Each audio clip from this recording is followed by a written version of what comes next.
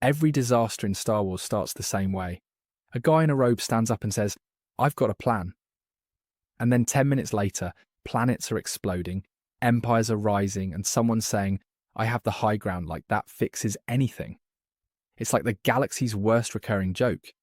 You see a robe, you brace for tragedy. The Jedi, the Sith, the Senate. It doesn't matter who wore it. Every time someone threw on a robe, they suddenly thought they were Destiny's favourite child. Yoda's in a robe saying, "Trust the Force," while leading a war. Mace Windu's in a robe trying to overthrow the government. And Palpatine's in a robe convincing everyone he's a nice guy while plotting mass genocide. It's honestly impressive how many galactic collapses started with fabric choices. And yet, nobody ever learns. Luke wore one. Obi-Wan wore one. Even Rey got one. It's like a curse passed down through the dry cleaner.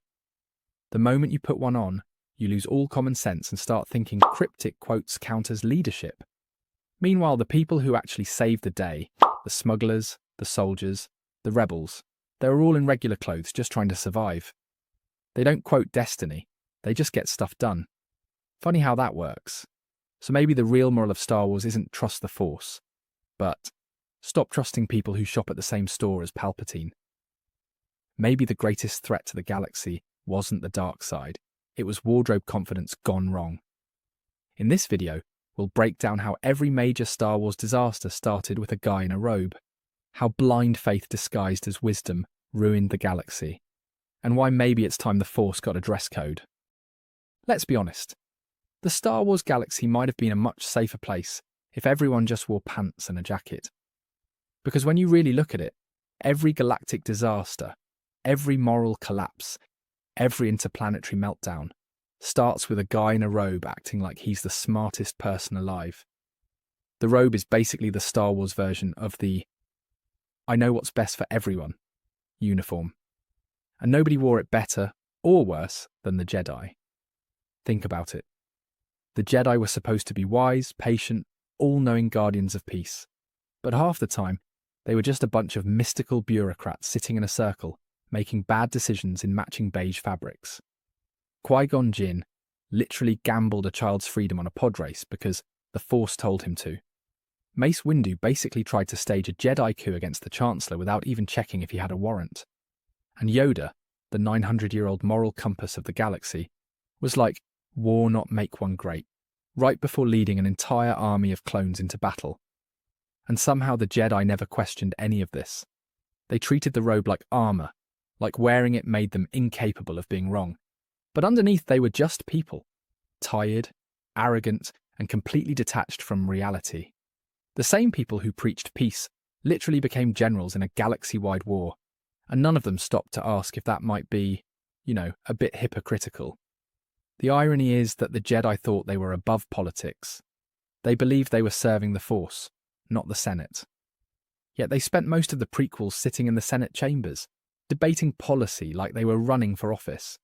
The robe didn't make them holy, it made them comfortable. It let them hide their mistakes under the illusion of wisdom. Meanwhile, every major decision they made brought the galaxy closer to chaos. They approved the creation of a clone army without knowing where it came from. They trusted a politician with unlimited power because he looked harmless in his own fancy robe. And when Anakin started clearly having a breakdown, their solution was basically, just meditate about it and suppress your feelings forever. That robe was never about peace. It was about control. It was about maintaining the image of moral superiority, even when everything they touched was falling apart. The Jedi turned the Force into a brand, and the robe was their logo. By the end of the prequel era, the galaxy was drowning in robe-related arrogance. Jedi robes, Sith robes, Senate robes. It didn't matter who wore them. The pattern was always the same. People in robes making huge decisions for everyone else, and acting shocked when it all went wrong. So maybe, just maybe, the first lesson of Star Wars isn't trust the Force. It's don't trust anyone who looks like they shop exclusively at Galactic Bed Bath and beyond. Now let's talk about the other half of the problem, the Sith.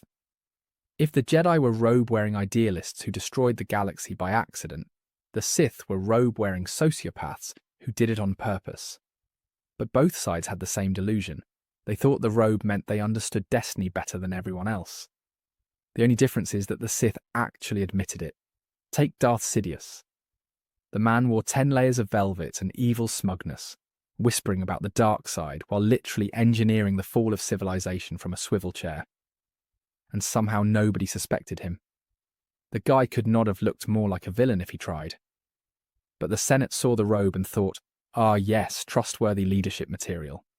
Or Darth Plagueis before him, another robe enthusiast who decided immortality was worth rewriting the laws of the universe. The Sith saw power as truth, but even they were trapped by their own ritualism. Their robes weren't symbols of freedom. They were shackles, just embroidered with ambition instead of humility. The problem wasn't just that they were evil, it's that they were predictable. Every Sith apprentice ends up betraying their master, and every master acts surprised like it's not the most obvious cycle in galactic history. You'd think after 1,000 years of cloak-based betrayal, they'd try casual Fridays or something. But here's where it gets interesting. Every Sith's downfall mirrors a Jedi's mistake. Palpatine manipulated democracy the same way Yoda manipulated prophecy. Both thought they were serving the greater good. Both were wrong. The difference is, the Sith admitted they wanted control while the Jedi pretended they didn't. The robe in both cases becomes a mask. The Jedi used it to hide detachment. The Sith used it to hide decay. And between them, the galaxy was left in the middle, watching two fashionably dressed cults argue about who understood the Force better. Even the so-called neutral robe wearers, like Count Dooku, proved the point. He literally left the Jedi because of corruption, only to put on a darker robe and become the corruption. The man didn't even change his tailor, just his title. At some point you have to wonder if the galaxy's real curse wasn't the dark side or the light, it was dry clean only fabric. Because every major crisis in Star Wars started with someone in a robe standing over a map saying, "I sense much fear in you," right before everything exploded. So while the Sith burned the galaxy for power and the Jedi burned it for principle, both sides were ultimately just robe wearers playing dress-up with destiny. Jedi and the Sith, think again. Because even the so-called normal people in Star Wars couldn't resist the temptation of ceremonial fabric. The Senate, the bureaucrats, the religious cults, the inquisitors, everyone wanted to look enlightened, even as they ruined everything around them. The Senate in particular perfected the art of robe-based hypocrisy. They draped themselves in gold and purple, gave speeches about liberty, and then handed absolute power to a guy who looked like he just crawled out of a haunted library. They didn't lose the Republic, they accessorized it to death. By the time we reach the Empire, the robes are gone, replaced by uniforms, but the mindset stayed. Bureaucracy just put the robe in a different colour palette. The arrogance, the obedience, the self-importance, it all came from the same place. The robe was just the visual shorthand for a culture that worshipped authority instead of wisdom. Even the later generations couldn't escape it.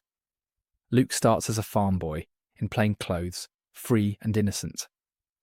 But the moment he becomes a Jedi Master, he's in full black robes, lecturing his nephew about destiny, and somehow manages to repeat every mistake the old Jedi made.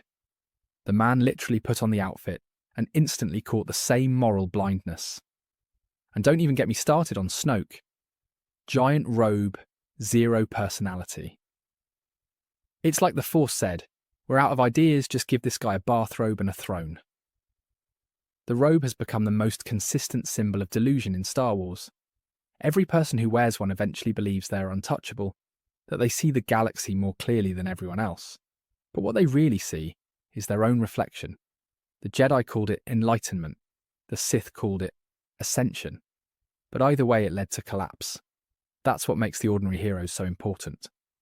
Han, Leia, Cassian, Jin, none of them wore robes, none of them quoted the Force, and they're the ones who actually made a difference. They didn't pretend to be chosen, they just chose to act. So maybe the galaxy didn't need more robes or councils or prophecies. Maybe it just needed fewer people who thought their wardrobe came with moral authority. Because in the end, every war, every fall, every balance of the Force moment began with the same thing. A guy in a robe saying, "I know what must be done." And that's exactly when you should start running. Thank you for watching. Be sure to like, subscribe, and hit that share button. My main channel is Critical Analysis Hub, where I post Star Wars content about the movies. My secondary channel is Critical Analysis Hub Plus, where I focus on the shows of Star Wars. And my third channel is Critical Analysis Hub XP, where I post comic books. Be sure to take a moment and check them out. Thanks, and may the Force be with you.